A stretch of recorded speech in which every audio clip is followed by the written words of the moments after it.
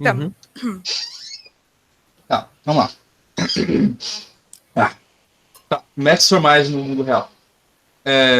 A ideia dessa apresentação é explicar o que é métodos formais e mostrar que métodos formais não é uma coisa que está só no mundo acadêmico, que é utilizado na prática há um bom tempo já. E eu quero também não só mostrar eu vou dar exemplos, principalmente de coisas mais modernas, sendo de métodos formais, né? Tipo, tem coisas bem mais antigas que já eram utilizadas de métodos formais, mas eu vou focar nas coisas mais recentes, assim, que eu acho que são os avanços mais interessantes dessa área de pesquisa, de aplicação. Vamos lá. Toda vez que você vai ver uma apresentação de métodos formais, introduzindo métodos formais ou introduzindo também sobre testes, né, testes de software, todo mundo começa falando que softwares causam desastres, né? Geralmente se cita alguns exemplos de grandes desastres que aconteceram por algum problema de software. Por exemplo, teve esse Terac 25 aqui, que era uma máquina de radioterapia, e tinha uma falha de software nessa máquina que causou que 6 pessoas morressem por overdose de radiação. Se você pesquisar, eu não vou conseguir explicar agora porque são detalhes bem técnicos, né? Qual era o problema. Eu não vou conseguir explicar para vocês agora, porque eu li por cima o que era, mas tinha algum sensor ali que não era feita a verificação, mas no software dava que estava sendo feita a verificação e acabou acontecendo esse excesso de radiação nessa máquina de radioterapia. Teve o Ariane 5, que foi um foguete que se autodestruiu no lançamento. E, bom, acontecia que no software que controlava o referencial inercial, né, para o foguete basicamente saber onde ele está, colocaram um valor de 64 bits numa variável de 16 bits. E isso causou que basicamente o foguete perdesse a orientação real, né? E esses foguetes eles têm um sistema de autodestruição caso algo de muito errado aconteça, né? Porque é melhor que ele exploda lá em cima do que ele vire para baixo e exploda aqui embaixo.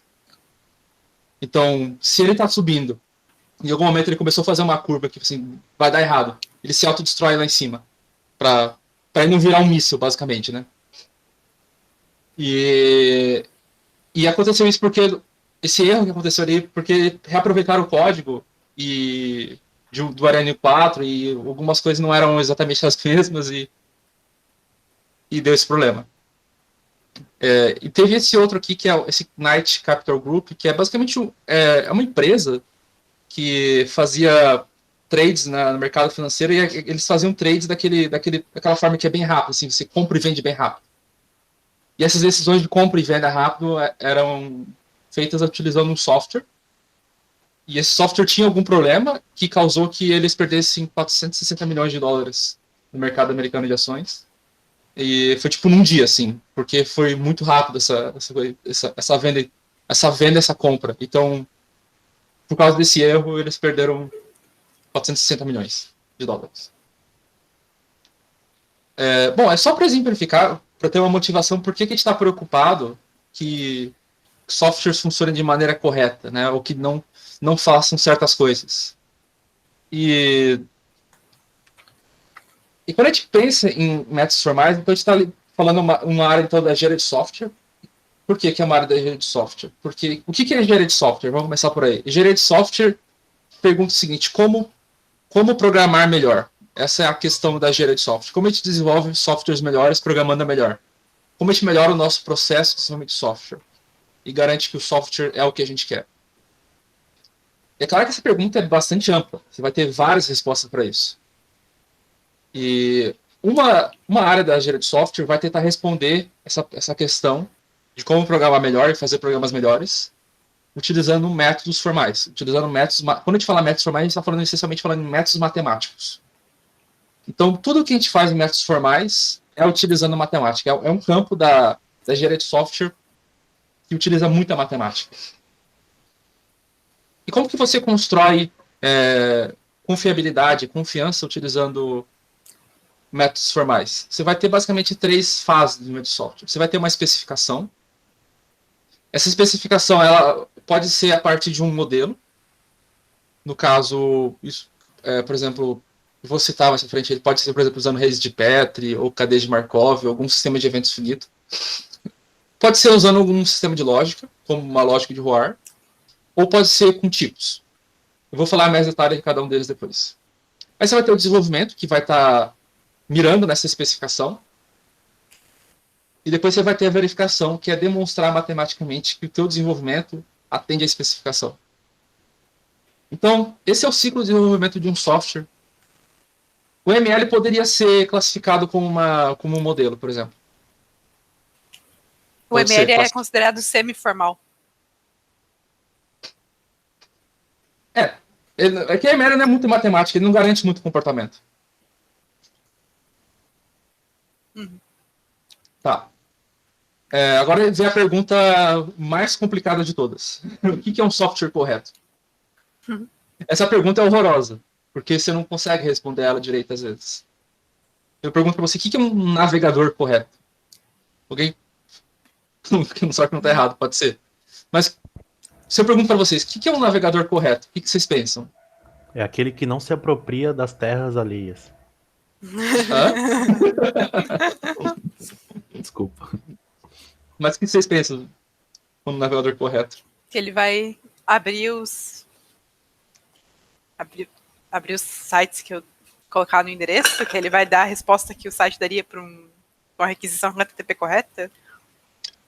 Sim, tem essas coisas básicas que ele deve fazer. Mas, por exemplo, o navegador é um software extremamente complexo. Uma parte dele é tipo o interpretador / compilador de JavaScript. E aí você, beleza, então, ele tem que compilar o JavaScript de forma correta. Ele não pode fazer miscompilation, né, que é fazer uma compilação errada. Aí você vai para outra pergunta, mas o que é o JavaScript correto? Não existe. Não existe. Existem propostas de padrões de JavaScript com uma especificação da semântica dele, mas aí você já entra outra questão, porque nenhum navegador de fato implementa isso. O JavaScript para o Firefox é uma coisa, o JavaScript para o Chrome é outra.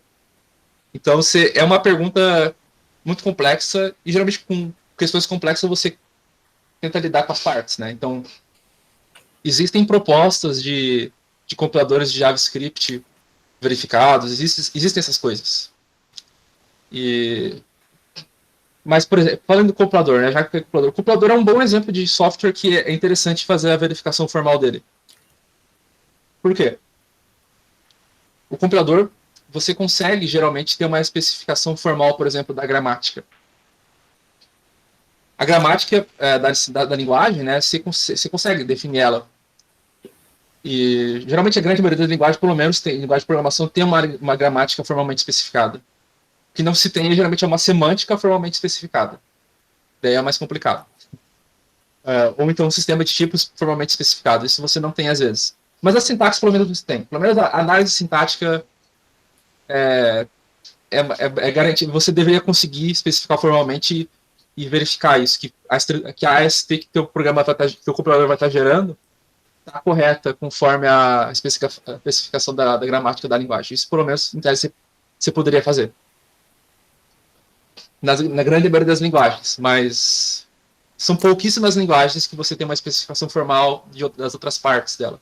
Ou, por exemplo, Python, você não tem uma especificação formal do sistema de tipos dele, que é tipagem dinâmica deles. Mas, falando então mais um pouquinho de linguagem de programação. A linguagem de programação ela também segue uma especificação formal. Você vai ter especificação formal da gramática dela, você vai ter especificação formal do sistema de tipos, da semântica. Então, também é possível, também é de interesse você conseguir verificar que a tua linguagem de programação ela não tem certos comportamentos indesejados. Um bom exemplo de comportamento indesejado seria uma linguagem que não é type-safe. O que quer dizer uma linguagem que é type-safe? Uma linguagem type-safe, se ela tem uma tipagem estática e o verificador de tipos dela consegue pegar todos os possíveis erros de tipo em tempo de compilação. Isso garante que, em tempo de execução, você não tem erros de tipo. Essa é uma propriedade interessante para uma linguagem de programação, que seja de tipagem estática, né? Que você consiga garantir que em tempo de execução não há erros de tipo. O C é uma linguagem de tipagem estática, mas não é type safe. Tem erros de tipo em tempo de execução em C. Depois eu vou mencionar uma linguagem chamada Haskell que é type safe.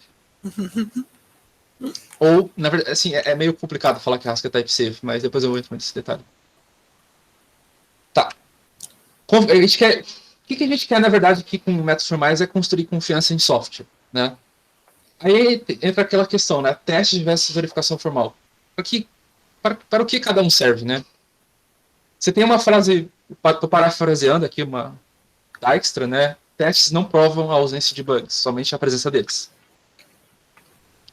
Então, claramente você pensa, então, se eu escrever provas para o meu programa, então eu não vou precisar testar ele. Não é bem assim, na minha visão. Provas não vão substituir totalmente testes.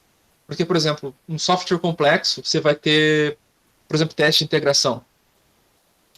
Você vai estar verificando se, por exemplo, conectou no banco de dados, fez a transação certa no banco de dados.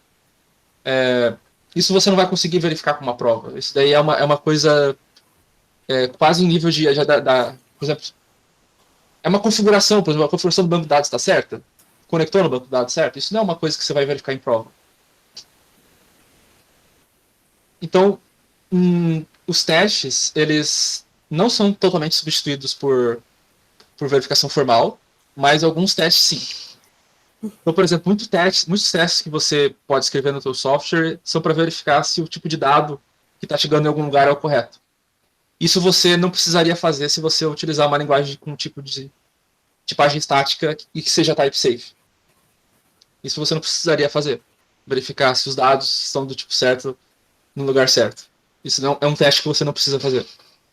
Então, nesse caso, substitui.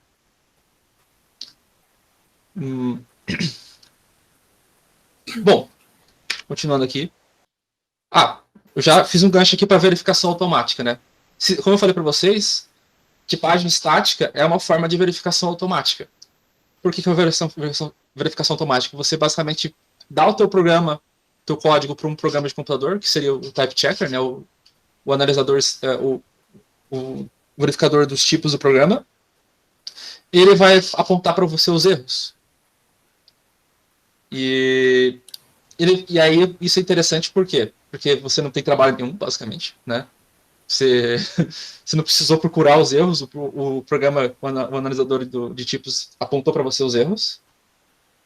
Mas não é só esse tipo de verificação automática que você pode fazer. Existem outros tipos de analisadores estáticos, que são chamados de linter. Aí eu quero falar aqui que o Robocop não é um linter, porque ele não aponta erros do programa, ele aponta só problemas de estilo.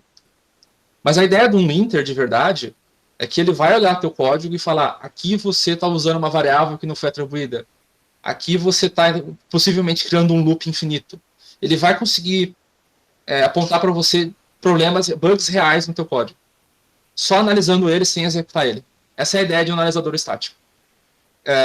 Um type check, um verificador de tipos é um analisador estático também, né? E você tem outros tipos de garantia. Por exemplo, o Rust é uma linguagem que tem um sistema de tipos lineares. Isso significa que quando você consome uma informação de um lugar, você não pode consumir de novo, né? Se você lê de uma variável, você não pode ler de novo. A leitura é única. Você não pode basicamente duplicar referências, basicamente, isso que você não pode fazer. A referência para uma informação é sempre a única. Esse é o ponto do sistema de tipo linear. E também Rust não permite mutabilidade.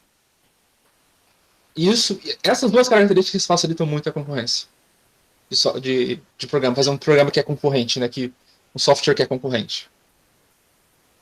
E você tem também, por exemplo, ali, o sistema, o Haskell, né? O Haskell, ele utiliza uma extensão bem complexa do sistema de tipo de Damas-Milner. Esse DM aqui é Damas-Milner. E esse sistema, qual é a graça do sistema Damas-Milner? É que ele tem o sistema Damas-Milner, ele tem provado a propriedade de type safety, ou seja, programas bem tipados não têm erros de tipo em tempo de execução. E também você tem, em Haskell, você tem um sistema, é uma linguagem funcional totalmente pura, você não tem efeitos colaterais no teu programa. que você tem ali são mônadas, que tratam os efeitos colaterais do teu programa, o que seriam efeitos colaterais, por exemplo, ler de um arquivo, ou então receber uma mensagem da rede, ou do prompt de comando, alguma coisa assim, né? Tudo isso aqui é tudo são todas o que eu listei aqui, né, é tipo uma breve lista de coisas que o pessoal utiliza com verificações automáticas, né? Coisas que você consegue garantir do teu software, questões de confiança e qualidade do teu software que você consegue garantir sem ter que provar nada na mão. Tudo isso aqui é de graça, digamos assim, para o pro programador. Ele não tem que fazer nada na mão aqui. E eu acho que isso aqui é extremamente interessante. Eu acho que linguagens assim que utilizam esse tipo de verificações automáticas são o futuro da programação. Tá, mas nem tudo é de graça, né? Nem tudo você vai conseguir sem ter que provar algo. Ou então sem. Aliás, tem um outro cara aqui que é meio de graça. Ele é semi de graça, vamos colocar assim. Os model checkers, eles são verificadores semi de graça, vamos colocar assim. Por quê? Você ainda tem que especificar o modelo. A ideia do model checker é assim, você vai definir um modelo e você vai entregar esse modelo para o model checker e ele vai verificar. Você vai poder rodar uma query sobre esse teu modelo que você entregou para o model checker. Por exemplo, nesse meu modelo aqui, existe algum estado que o meu programa entre em loop infinito? Pode ser uma coisa assim. Aí teu model check, ele vai lá e como os estados do teu modelo são finitos, ele vai fazer todos os possíveis testes ali dentro daqueles estados do teu programa e vai verificar se entra num loop infinito ou não, ou seja, qual for a query que você pediu para o teu programa, sobre o teu modelo, quero dizer. E esse modelo pode ser redes de Petri, pode ser cadeia de Markov, pode ser qualquer sistema de eventos. Claro, desde que a gente esteja falando aqui de modelos finitos, né? A gente tem que estar lidando sempre com um conjunto finito de estados. E isso já é muito utilizado em verificação de hardware. Para software também é utilizado, mas eu não vi na indústria tantas menções assim para software. E qual bom, acho que agora que a Gabi vai poder falar bastante, porque ela utiliza um model checker chamado TLA+, e eu nunca usei, então, tipo, tem um não manjo aqui, um disclaimer, né, porque eu nunca utilizei, tipo, eu nunca peguei um model checker para usar. Aí se a Gabi quiser falar alguma coisa interessante, fazer alguns adendos aqui sobre o model checker. O model checker TLA+, não é um model checker, ele é uma linguagem de especificação, ele tem um model checker que se chama TLC, né, que tu usa com ele. Ah, tá. Só pra nomenclatura. Eu já usei bastante, eu usei um pouco rede de Petri numa disciplina que eu consegui explorar bastante coisa, foi bem legal, e daí o meu TCC eu fiz usando coisas do TLA+. O que é? Daí eu acho que, no geral, tanto para redes de Petri quanto para TLA+, o que tu especifica, né? Como que tu modela, né? Então tem um programa e daí, tipo, acho que a maioria já deve ter visto na faculdade alguma coisa, tipo, de modelar a transição de estado, né? Então você tem, tipo, uma maquininha de estados, que você tem o estado, nesse estado onde a variável A é igual a 1, aí tem uma transição, daí aqui fica A igual a 2, então, só que quem já tentou mexer com isso vê que qualquer coisa um pouquinho mais complexa fica, tipo, tu tem que desenhar muita bolinha e flechinha, assim, tipo, explode demais, assim. E daí a ideia dessas linguagens é você poder especificar essas transições de estado de uma forma muito mais generalizada. Então, em TLA+, tu tem uma sintaxe bem matemática ali que tu vai dizer quais são as transições de estado possíveis. Então, tu pode falar assim, se no estado anterior eu tinha X, no próximo estado eu posso ter X mais 1. E daí tu tá modelando um monte de transições de estado diferentes. Né? É uma sintaxe bem amigável se você conhece matemática, né? Então, se você estudou alguma lógica, alguma coisa assim, é bem tranquilo de ler, assim, porque ela é bem semelhante a coisas matemáticas. Você pega um trabalho matemático, tu olha uma especificação TLA+, é, tipo, muito igual, assim. Aí só precisa entender ali que é uma questão de você especificar passos válidos do teu programa. Então, eu posso mudar desse estado para esse estado. Isso é uma coisa válida. E toda a especificação é sobre isso, assim. E daí, o model checker, ele vai fazer isso que o Rafael falou, né? Ele vai olhar todos os estados possíveis do teu programa, ele faz isso de uma forma inteligente ali, ele usa umas heurísticas para saber quais estados que ele realmente tem que olhar e quais são repetidos, né? Ele não vai precisar olhar. E daí o que tu fala para ele é, pega esse programa aqui que eu especifiquei e vê se em algum momento ele vai pegar fogo. Como é que tu diz isso, assim? O estado é pegando fogo. Se em algum momento da execução tu chega nesse estado aqui que eu não quero. Digamos assim, podem ser variáveis, né? Então, onde o meu status de pagamento é verdadeiro, mas o meu status de acesso é falso. Eu nunca quero que seja assim, porque eu sempre quero que quando eu paguei eu tenha acesso. Então, um estado onde essas duas variáveis têm esses valores, ele não pode acontecer. Então, tu fala, não quero que em nenhum momento aconteça isso. E daí essas fórmulas que você coloca ali para ele verificar são fórmulas de lógica temporal. E daí é uma outra coisa que poderia explicar mais um monte, assim, né? Eu falei um pouco no colóquio ali que eu mandei o link. Mas daí você pode falar coisas do tipo, e se em algum momento acontecer isso, depois disso, eu não quero mais que aconteça outra coisa. Assim, né? Então você pode trabalhar com a linha do tempo das coisas que vão acontecer no seu programa. E você consegue verificar isso. Bem legal, gente. Vamos colocar assim, uma desvantagem a princípio do model checker é que você não tem um código executável depois disso. Você tem que... geralmente é o processo padrão, você faz um modelo, você coloca no model checker, beleza, meu modelo é o que eu quero, não tem os estados que pegam fogo, por exemplo. Aí depois você tem que pegar teu modelo e criar uma implementação na mão a partir daquilo. Exceto se você usar o trabalho que eu fiz no TCC. Então a ideia é, tipo, tu escreveu lá, tu perdeu o maior tempão escrevendo a especificação, foi mais difícil. Daí, beleza. Deu certo, né? Tem as propriedades que eu queria, funciona. Legal, agora tem que implementar isso em C, né? Aí tu vai lá e erra na hora de fazer um negócio em C, e daí o foguete pega fogo do mesmo jeito, assim. Então, tem essa parte de converter, né, a parada que tu especificou para uma coisa de fato executável, assim, isso é um problema. Então, no meu TCC, eu coloco ali uma ferramenta, um protótipozinho, que ele já converte a especificação dele a mais, ele converte para Elixir, daí, um programa em Elixir. Só que, tipo, eu não provei ainda que o código que eu gero é, de fato, equivalente ao que foi especificado, né? Então, não serve de muita coisa. Mas um dia eu faço isso ainda.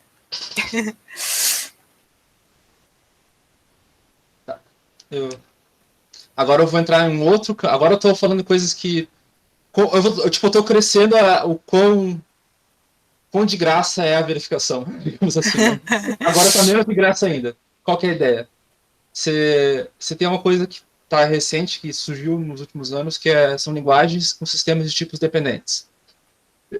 Esse nome eu acho maravilhoso, porque ele assusta um pouco. Vai ser pergunta, sistemas de tipos dependentes? Dependente do quê? Se quiser pergunta, que tem que fazer. Eu vou explicar. Isso aqui, para quem está reconhecendo, parece Haskell. E isso aqui é um código em Idris, que é muito baseado, tem muito da sintaxe baseado em Haskell.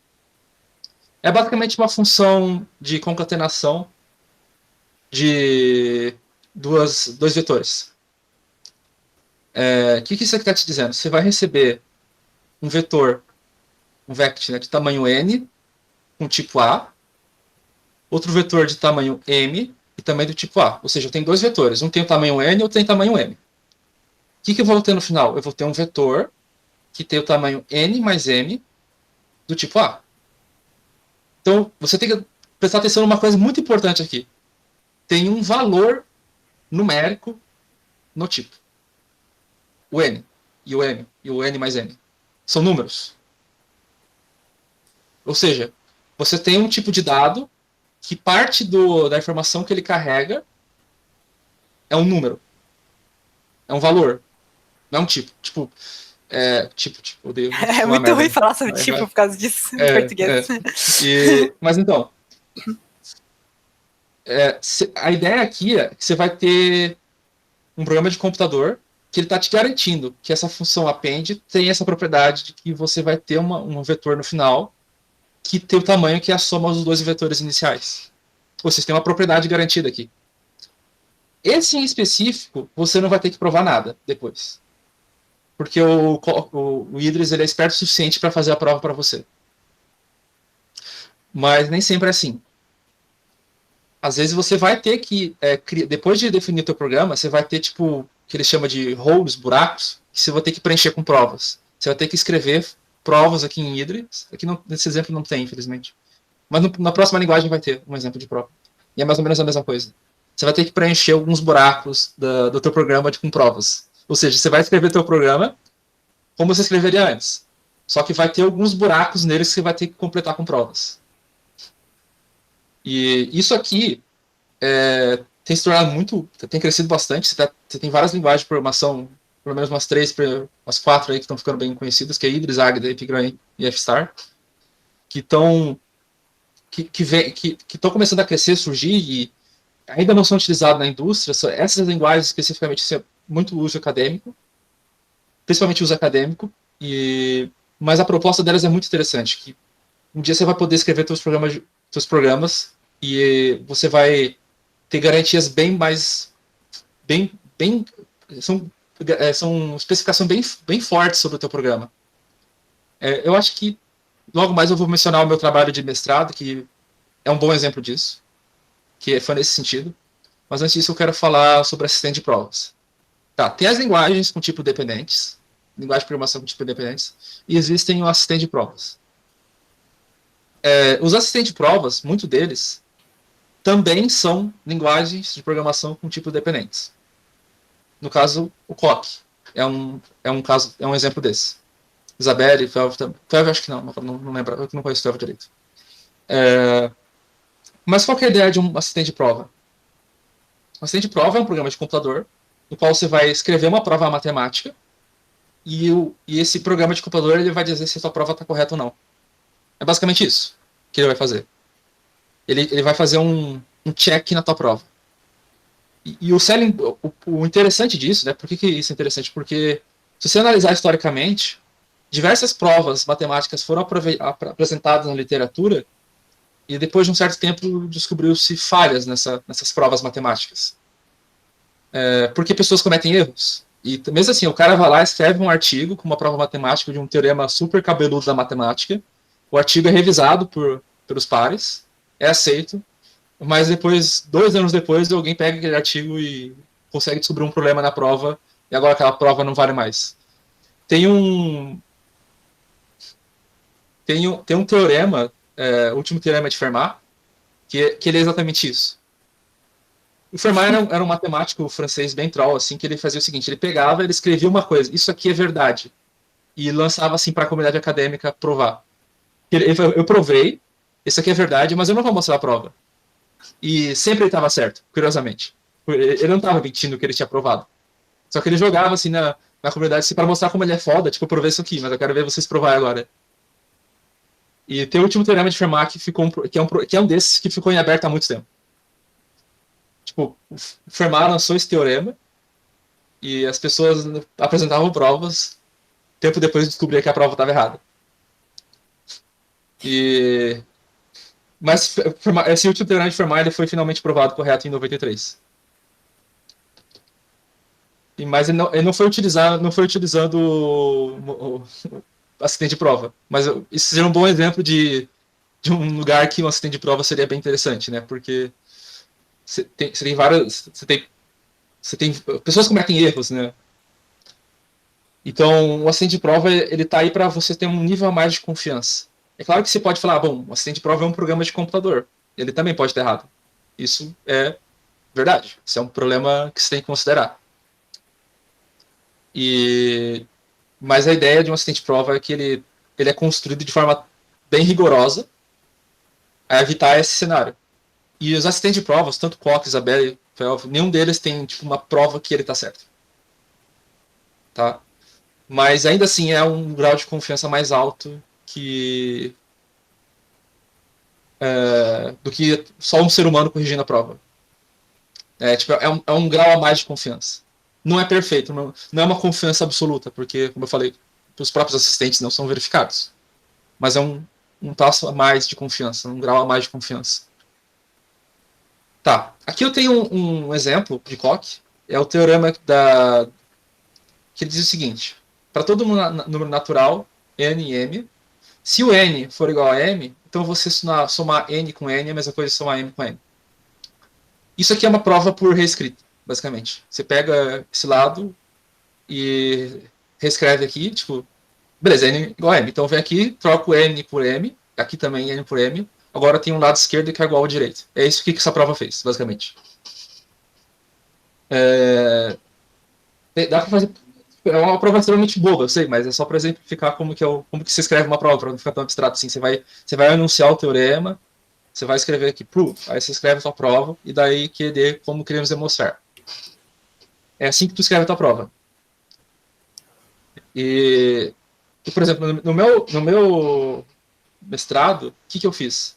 Eu mencionei para vocês há um tempo atrás ali o sistema de tipos de Damas-Milner, que é o sistema de tipo de Haskell é baseado em Damas-Milner, né? E o sistema de tipo de Damas-Milner tem outra coisa legal, que ele tem um algoritmo de inferência, chamado algoritmo W. O que um algoritmo de inferência faz? Ele é parecido com a ideia de um type checker, mas ele é o typer infer. O typer checker é o seguinte, você dá o teu programa e dá a assinatura do teu tipo do programa. Ele vai dizer se o teu programa atende àquela assinatura de tipos. O typer infer, né, o inferência de tipos, você só dá o teu programa. Aí o verificador de tipos ele vai fazer o seguinte, ele vai pegar teu programa e ele vai inferir o tipo mais geral do teu programa. É isso que linguagens como Haskell são capazes de fazer, que é a inferência de tipos. E mesmo inferindo o tipo, você tem ainda a propriedade de type safety. Então, tipo, ele vai estar inferindo o tipo do teu programa. E se o teu programa estiver errado, ele tiver um erro de tipo, ele vai dar um erro. Né? Porque ele não vai conseguir inferir o tipo. Porque o teu programa tem algum erro de tipo em algum lugar. Então, o que eu fiz no meu mestrado foi pegar esse algoritmo de inferência de tipo e demonstrar em Coq que ele está certo, que ele faz o que ele promete. E acho que eu posso até tipo, abrir aqui, talvez.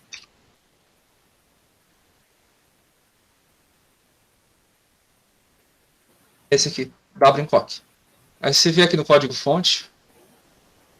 Outra coisa importante, né, do Coq, ele permite que você extraia o teu programa depois. Então eu tenho uma pasta aqui chamada extraction, porque eu fiz o algoritmo em Coq, implementei o algoritmo, fiz a prova dele que ele está certo.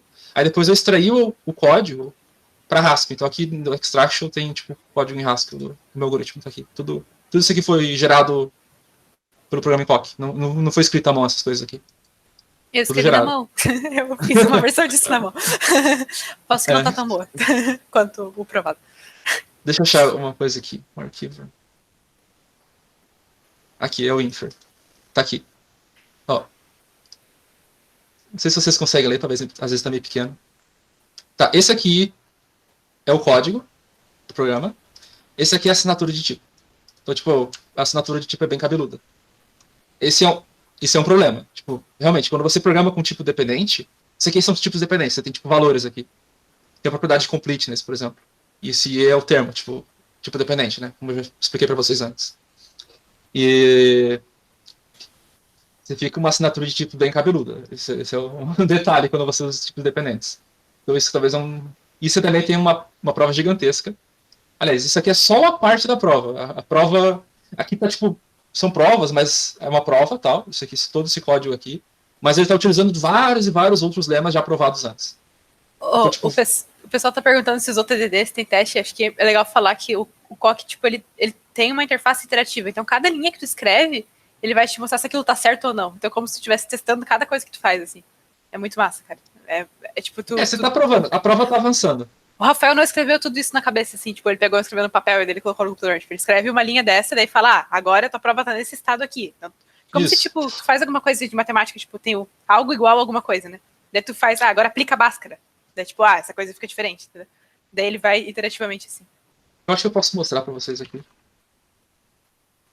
Então, aqui é aquele código de antes. Eu já abri aqui antes. Aberto aqui antes. E funciona assim. Tipo, eu mando o Coq verificar. Tá vendo que tá ficando verdinho? Isso aqui é o verificador do Coq trabalhando. Ele tá olhando tudo isso aqui e tá verificando se tá certo. Onde ficou verde, ele diz, tá certo. Não tem erro. Aí aqui é o código em si. É que o programa... Agora é o seguinte. Tá vendo esse next obligation? Eu defini o programa. E agora ele criou obrigações de prova para mim. Agora eu tenho que provar isso aqui. Que eu não vou explicar o que é isso aqui agora, porque é complicado de explicar.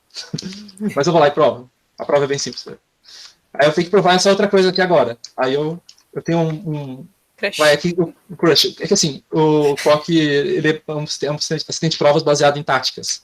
As suas provas... Essas coisas aqui são táticas. Crush é uma tática, E-Construct é uma tática.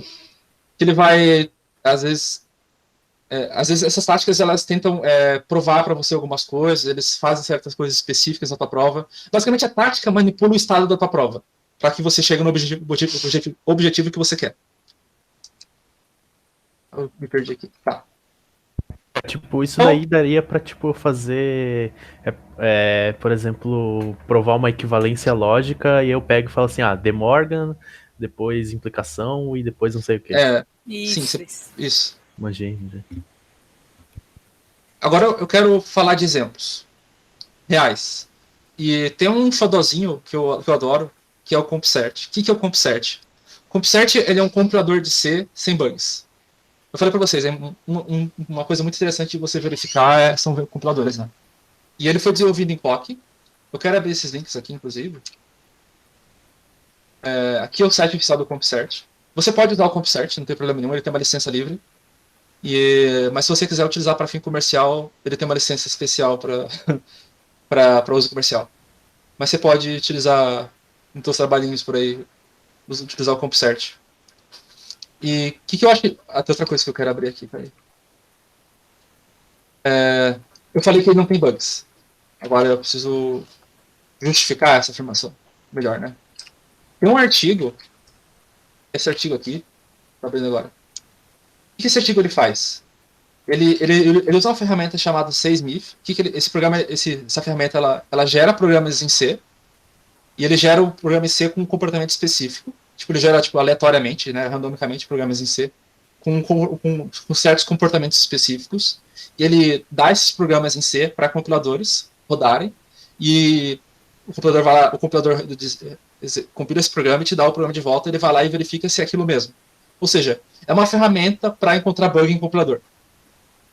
E nesse artigo aqui, eles pegaram os principais compiladores de C do mercado, tipo C, GCC, CLang, o da Intel, que eu não lembro o nome, e o CompCert. Tem vários aqui. E eles reportaram, 325 bugs de compiladores que ninguém sabia antes. E esse artigo está um pouco desatualizado, porque tem um lugar aqui que ele menciona o CompCert, tem uma citação bem legal aqui. CompCert. Vou fechar a parte que eu quero.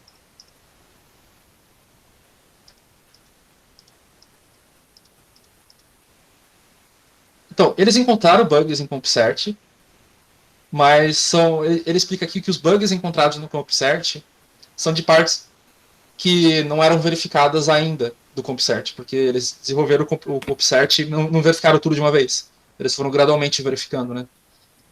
E por isso que está desatualizado esse artigo, porque já se verificou muito mais coisa desde então.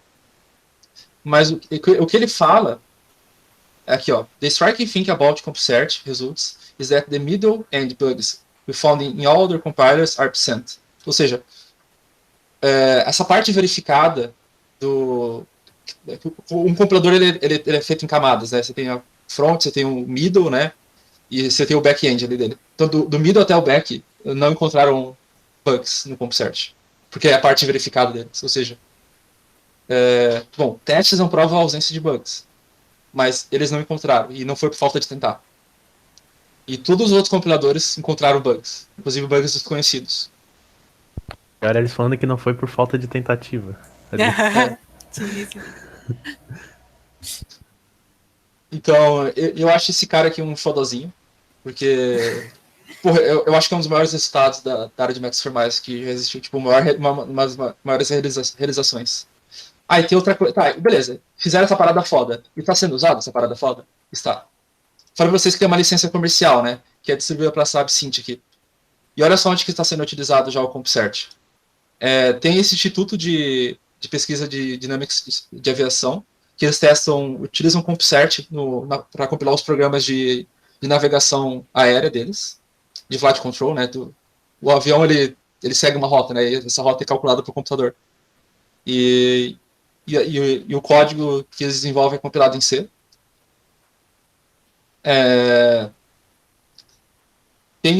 Esse aqui eu acho muito legal, que usinas nucleares, elas rodam, elas produzem energia, e parte da energia que elas produzem, que a usina produz, é alimentada de volta para a própria usina, porque o sistema da usina ela precisa de uma certa energia para se manter estável e para não dar merda.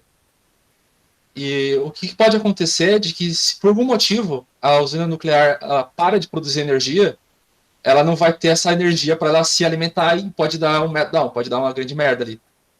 E para evitar esse tipo de coisa, você tem geradores a diesel de emergência, que se caso a usina nuclear pare de produzir a própria energia, para se autossustentável, né, para ela se autossustentar, esses geradores a diesel entram em ação e sustentam de forma estável o núcleo do reator. E esses geradores, eles entram de forma automática em ação, né? E esse compilador, esse gerador aqui que eles utilizam, que é produzido por essa empresa aqui, eles compilam o código em C utilizando o CompSert. Tem a Airbus também, só que aqui eu achei triste que eles não especificam quais são os projetos que eles utilizam. Mas você pode pensar ali que projetos da Airbus estão com código escrito em C. Aliás, na aviação, né, se escreve muito código em C ainda. E tem bons motivos para escrever código em C na aviação. E esses códigos em C são compilados com CompSert na Airbus. Ou pelo menos em alguns projetos, né, não especifica qual aqui. Então, a gente tem uma coisa bem fantástica que já está sendo utilizada na indústria, né? Aliás, eu falei ali, a gente falou de Model Check. Cara, Model Check é utilizada... Aqui, essa própria Absinthe, inclusive, eles utilizam Model Check em algumas coisas. Essa empresa aqui, ela é uma empresa de software crítico, né? Tipo, eles trabalham com software crítico. Ou para ferramentas para software crítico, melhor dizendo. Então, eles desenvolvem esse trabalho com várias ferramentas para software crítico e prestam serviço, provavelmente, coisa assim. Tem um artigo que eu uso para vender meu pão ali no Telha Mais, assim, qualquer coisa sobre Telha Mais que eu falo desse artigo, que é a Amazon usou Telha Mais para descobrir bugs nos softwares deles lá, na AWS, né? Então, tipo, eles basicamente pegavam sistemas que já estavam prontos, especificavam em Telha Mais, verificavam propriedades, e eles encontraram, tipo, no artigo eles encontraram 14 bugs diferentes, né, nas coisas da AWS que eles conseguiram resolver por causa do Telha Mais. Então, está sendo usado em coisas, tipo, mais voltadas a software moderno, né? Que não é tipo só C, assim, também. Uhum. É que você não está preso a uma implementação, né? Uhum. Vamos voltar aqui. Bom, tem o CompSert e tem o CEL4. O que o CEL4 é? Ele é um microkernel que ele é provado ter propriedades de segurança, basicamente isso. Ele tem a principal propriedade de segurança de um kernel é que ele garante o isolamento entre as aplicações do sistema. E esse microkernel ele tem provado isso, e ele é software livre puro. Você pode ir lá pegar e colocar ele no teu Raspberry Pi e usar. Só que ele é um microkernel, tá? Então, para ele ser usável, você precisa de driver, você precisa de um monte de coisa. E esse é um ponto negativo desse cara, é porque, eu quero usar esse cara. Beleza, você vai ter que escrever teus drivers para rodar nele. Não é só tipo pegar ele, não é uma ISO que tu bota no CD e coloca e instala no teu PC, não é isso. Para poder usar ele é mais complicado. E ele foi desenvolvido em Isabelle. E também eu queria fazer. Eu queria ter pesquisado mais sobre isso, mas eu sei que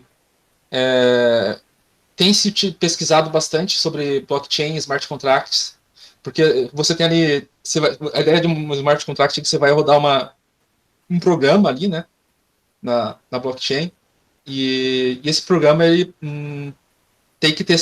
Ele não pode fazer certas coisas. Por exemplo, ele não pode ficar rodando para sempre. Ele tem que acabar uma hora. E melhor ainda, ele tem que acabar dentro de uma expectativa de tempo. Aí você entra com a questão, como que eu posso saber previamente o tempo que meu programa demora para rodar? E esse é o tipo de coisa que a matemática responde. Então você consegue provar matematicamente que o programa pode demorar tanto certa quantidade de tempo para executar. Então você tem pesquisa nesse tipo de... pode ser notação de... Tem a ver com complexidade de algoritmo, né? Mas ali você tem que... É ainda mais além disso, porque você tem que saber exatamente o tempo. Não o número de passos, né? Porque o ADN é tipo uma ordem de grandeza de passo ali. Eu mandei o link ali do Formality, que é um projeto brasileiro ali. Na verdade, é um projeto onde a maioria dos contribuidores são brasileiros, eu conheço ali o pessoal. que é justamente isso, assim, é fazer uma linguagem de programação para rodar nesses blockchains e smart contracts. Bem massa. E também tem a questão de performance ali, né? Tipo, que precisa ser uma linguagem super robusta, que você consegue provar coisas e tal. Mas também, se você, se ela for muito pesada, você vai pagar muito por isso, assim, porque rodar coisas dessas blockchains é caro, assim. Então tem o equilíbrio de ter capacidade de provar coisas e ser leve, assim. É bem difícil. A blockchain foi feita pra ser caro, né? Verdade. Mas então, para finalizar, eu queria mencionar um projeto chamado DeepSpec. O que esse projeto é? Bom, eu falei para vocês que a área de métodos formais ele teve vários avanços interessantes nos últimos anos. E esses avanços vieram porque as pessoas estão se organizando para que esses avanços aconteçam. Né? E uma dessas organizações é o DeepSpec, que basicamente o goal principal dos caras é construir toda uma camada de software que vai... esqueci de mencionar, tem esse CertOS, que é tipo seria fora da vida. Então você tem vários projetos ali que buscam... tem esse aqui que é muito legal, esqueci de mencionar. eu vou olhando aqui, eu vou lembrando das coisas. Que é tipo criar toda uma camada de software verificada. Tipo, sistema operacional, os compiladores, os programas do sistema operacional. Então, tipo, a ideia é você ter tudo isso verificado. A LLVM, né, que eu mencionei aqui, é uma linguagem de intermediária, padrão, né? Geralmente é uma representação intermediária, ou seja, você tem um front, você compila para a LLVM e depois da LLVM para a linguagem da arquitetura. E a ideia aqui é que você tenha uma especificação formal aqui, verificada, da LLVM nesse projeto. Gente, eu acho que era isso que eu queria explicar para vocês. Cara, eu acho que é uma constante que ferramentas extremamente foda tem sites extremamente feios, né, velho? Sim. Caramba, velho, olha isso, mano. É tipo bem coisa de site feito por pesquisador, tá ligado? Tipo, os caras. É um site que é do pesquisador aqui. Os pesquisadores aqui, ó. Muito bom. Galera, o site do TLA, tipo, que é o site do Lamport ali, cara, ele é muito feio, parece um papel velho, assim, tipo, ele é todo velho, mas ele, tipo, tem uma usabilidade muito foda, assim. E ele usa acho que por orgulho, questão de orgulho, assim, ele usa um player de vídeo próprio, tipo, ele não usa youtuber. Mas ele tem, tipo, um monte de ficha, tu consegue aumentar a velocidade, tu consegue... Daí, tipo, ele tem uns negócios, assim, que ele tem uma aula inteira sobre TLA+, no site. Daí ele tem, tipo, o vídeo fica pequenininho, daí tu bota o em tela cheia, né, pra ver. Só que daí tem umas horas que ele fala, agora vai aparecer no site um negócio pra você copiar e colar, pra você testar, né? E daí nessa hora o vídeo minimiza sozinho, assim, tipo. Cara. E é um player próprio, sabe? Eu fico, mano, ele se esforçou muito, mas ele realmente cagou pro design. É aquela coisa assim, o cara é feio, mas ele é legal, né? Sim. Sabe aquele botão de back, que é um texto, tipo, back, é um link que tu clica no back, daí ele volta. Tipo, esse é o tipo de. É um hiperlink, né? Sim. Muito bom. Galera, acho que eu falei demais aqui. Se alguém tiver curiosidade de perguntar alguma coisa aí, por favor, eu falei demais aí. Talvez não dê muita chance para vocês falarem. Cara, é uma aula. Né? Saudades de. Pô, velho, o BBL tá suprindo a minha saudade dos colóquios, cara. Sim. Ô, Rafael, eu tenho uma dúvida. É que meu background não é de computação, né? Então, tipo, dá de ver que essa área é, tipo, de pesquisa acadêmica bem forte, né?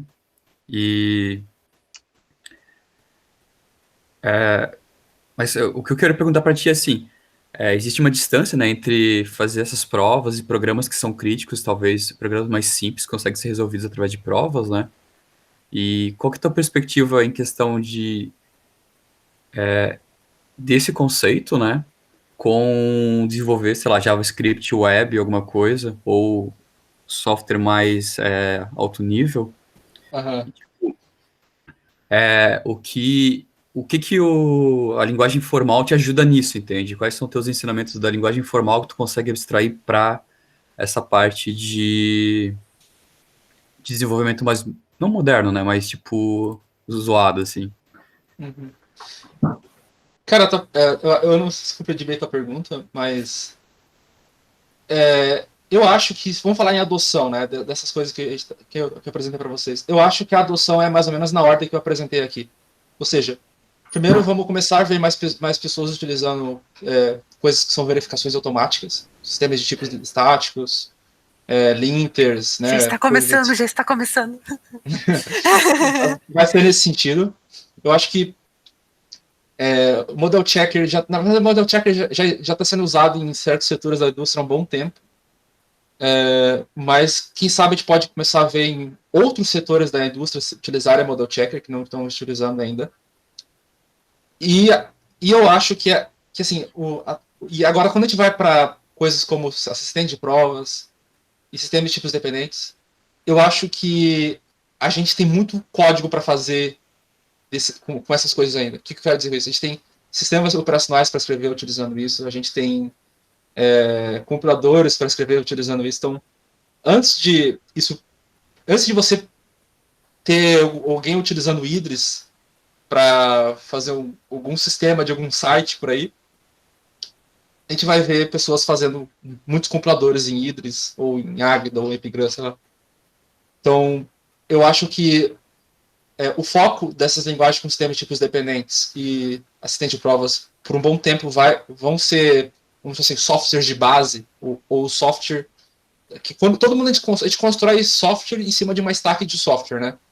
Essas camadas mais de baixo, sistema operacional, computador, etc., vão ser atacados primeiro com sistemas de tipos dependentes. Até porque, tipo, se você escreve você vai lá, tipo, fazer uma API que é muito certa. Você vai lá e, tipo, faz um monte de prova pra sua API e fala, essa API aqui tá certa. Mas você usa um compilador que não tá verificado, sabe? Aí, pronto, acabou. Seu compilador pode... Eu não sei se eu respondi a pergunta. A pergunta era bem válida. Talvez, refrisando, do que tu tem de conhecimento do sistema formal que te ajuda no desenvolvimento de algo mais alto nível, entende? Tipo, tu consegue enxergar que esse conhecimento aqui te ajuda a escrever testes melhores, que eu acho que é um paralelo mais perto, entende? Cara, eu acho... Ou a tua visão... entendi a pergunta. Eu acho que agora eu entendi a tua pergunta. Digo assim, beleza. O Rafael aprendeu Coq. Beleza. Agora o Rafael, depois que ele aprendeu Coq, ele sabe programar melhor em JavaScript? Quase isso. Cara, eu acho que depois que você aprende a utilizar uma linguagem como Coq, ou Agda, ou Idris, e você vai programar em JavaScript, você fica com mais dúvidas. Porque você começa a observar como que JavaScript não é bem especificado. Você começa a observar as indefinições da linguagem, as coisas que são meio vagas. Você vai fazer uma coisa... Ontem um amigo meu, vou botar aqui no chat, ele perguntou para mim, se em C você faz o seguinte, A recebe... Aqui, ó. A++ recebe mais A. Isso aqui é sintaticamente válido para você. Agora eu pergunto, o que isso significa? E provavelmente você pode fazer uma coisa similar em JavaScript. Você começa a observar esse tipo de coisa, entendeu? Ok. Talvez isso responde. Tipo, você começa a observar os problemas da linguagem. Beleza. Não, era mais ou menos isso mesmo que eu queria, captar, assim. E talvez você consiga ficar mais defensivo, né? Você começa, cara, isso aqui não... Eu tô com dúvida de qual é o comportamento dessa coisa, assim, porque pra mim não faz sentido esse código. Você começa a ter esse tipo de questionamentos. Uhum. Tu percebe o quanto é difícil garantir algumas coisas, daí, tipo, às vezes as pessoas acabam levando algumas coisas, tipo, take for granted, assim, tipo, não, isso aqui vai funcionar, porque eu pensei aqui numa solução agora aqui que faz sentido na minha cabeça, então vai funcionar e eu vou fazer, e aí só, tipo, quando coloca em produção com um monte de gente usando, que percebe, mas nesse caso tem um problema. Uhum. Acho que a gente é muito mais assim, tipo, mano, mas deve ter um caso que tem problema. Tipo, tem que ter, como é que a gente vai saber que não tem nenhum caso que dá problema, assim, sabe? E daí, e também uma parada que eu queria falar nesse sentido, assim, de como que na minha opinião pessoal, essas coisas seriam aplicadas no nosso dia a dia, assim, né, tipo, como engenheiros de software, na indústria de mercado de trabalho. Tipo, até naquela talk que eu mandei ali, que eu fiz no coloco ali, mandei o link do YouTube, eu proponho, tipo, no Kanban a gente tem, tipo, aquele upstream e downstream, né? Enquanto no upstream a gente vai ter, vai estudar a solução, fazer propostas, dizer como é que vai ser feito. Então, várias desses níveis aí de, como é que tu falou, Rafael, do quão fácil quão de graça que vem, né? Então, vários desses níveis quão de graça vem a própria. Então, vários desses níveis podem ser usados, tipo, nesse momento que você está propondo uma solução, desenhando uma solução para o seu... Então, pensando no nível mais de graça ali, né? Tipo, tipos, né? Tu pode dizer, lá quando você está fazendo solution design, não, ó, vamos definir uma interface, e essa interface vai ter esse tipo aqui. Vai receber um dado nome do tipo string, entendeu? Uma assinatura de tipo, e daí qual que é a interface desse serviço novo que tu vai implementar, por exemplo. Tu define essa interface em tipos, de forma que se tu vai lá e usa uma linguagem estaticamente tipada, só coloca aquela assinatura de tipo ali. E daí depois tu desenvolve aquilo e tem que ser naquela assinatura de tipo ali. Tu pode usar uma especificação como TLA, por exemplo, vai desenvolver um problema mais complexo. Tu encontrou um bug que se acontece algumas coisas numa certa ordem de concorrência, tu sabe que tem um bug, tu encontrou isso. Agora tu vai ter que fazer o design de solução para isso. Cara, é muito, muito positivo tu usar TLA+, por exemplo, para especificar isso, porque em TLA tu vai dizer todas as possíveis formas ali da concorrência, né, da ordem que as coisas podem acontecer, e vai dizer se a tua solução atende. Então tu vai ali, especifica aquele pedacinho, falar, minha proposta de solução é assim e atende esse problema, não vai mais ter esse bug aqui que a gente falou. Beleza. Eu acho que a gente consegue encaixar, cara, com muito tempo, né? Muito tempo, a gente tem que evoluir muito para chegar lá, mas eu acho que a gente deveria mirar e encaixar isso ali, sabe? Nessa parte de planejar a solução com métodos mais formais do que escrever um design doc no Google Docs, assim. Eu acho que... Alguém quer comentar alguma coisa a mais aí? Várias pessoas ficaram quietinhas. Opa! Me parece que... me parece que existe um problema, assim, de... qual que é o objetivo do software que a gente está fazendo, né? Então... Por exemplo, meio que num nível bem conceitual mesmo, assim. Esses métodos, eles são métodos bons para você fazer a análise, né? Então, você quer verificar, você meio que tem um conhecimento a priori das coisas, certo? Porque você não consegue fazer análise daquilo que você não conhece. Sim. Já o universo de coisas onde a gente está inserindo... O tipo de software que a gente faz é um software meio que muito baseado em síntese. Assim, a gente precisa colocar as coisas em produção, testar se elas dão certo e meio que ter um feedback. Então, por exemplo, quando a gente fala assim, definir um tipo, às vezes é difícil definir um tipo, né? Porque eu só vou ter conhecimento suficiente sobre uma determinada estrutura de dados, né?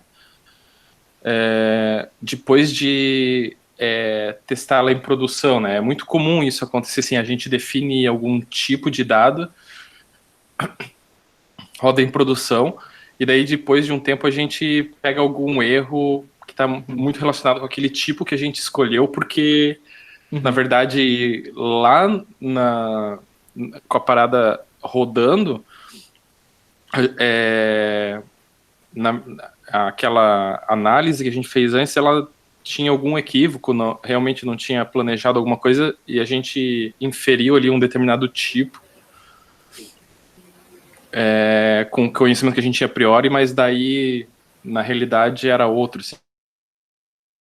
Ver a aplicação dessas coisas em sistemas críticos, né? Porque, tu não vai fazer testes com loops de feedback de uma usina nuclear, né? Tu vai realmente querer planejar e validar ela o máximo possível antes. E o nível de risco desse tipo de aplicação é tão grande que vale muito a pena todo o investimento na análise a priori. Agora, quando a gente está trabalhando em CRMs, em sistemas web, geralmente o risco associado beleza, tem ali alguma questão dos usuários, mas o risco associado do que uma falha pode causar é muito baixo. Então vale mais a pena, em algum nível, ter ferramentas que elas possam levar a um determinado erro, mas que elas deixem que a gente trabalhe mais rápido, entregue mais rápido, porque daí as coisas vão ser testadas e daí a gente gera o aprendizado, né? Eu tenho um pouco de problema quando a gente joga muito coisas formais para área de segurança, assim, tá? Tipo, existem uns trabalhos científicos que fazem bastante isso, né? Não, métodos formais, área de segurança, Porque acho que tem, sim, alguns contextos até do nosso dia a dia, que é tipo, produto de marketing, sabe? Que a gente precisa de ter algumas coisas certas, porque tem, sim, um risco associado de chipar antes. Não é um risco de, o cliente vê uma coisinha errada na tela. É tipo assim, se a gente definir alguns tipos errado, a gente tentou definir um tipo antes, se a gente não pensou o suficiente, a gente definiu ele errado, o custo de mudar o tipo, por exemplo, numa esquema de certos bancos de dados, é muito alto. Então a gente basicamente vai ter que remigrar todos os dados e salvar uma coluna nova. Nesse caso, você tem um risco, tipo, que é um custo mesmo monetário, ou um custo de trabalho, que se você definir errado, depois você vai levar uma semana de trabalho para remigrar tudo. Tem vários custos associados que vão fazer, não, você realmente tem que definir certo antes, assim. Então eu acho que a gente não pode esquecer, né, desses loops de feedback, que quando a gente pode usar eles são super bons, assim, de a gente validar coisas, mas acho que também a gente tem que lembrar que em alguns casos a gente precisa acertar de primeira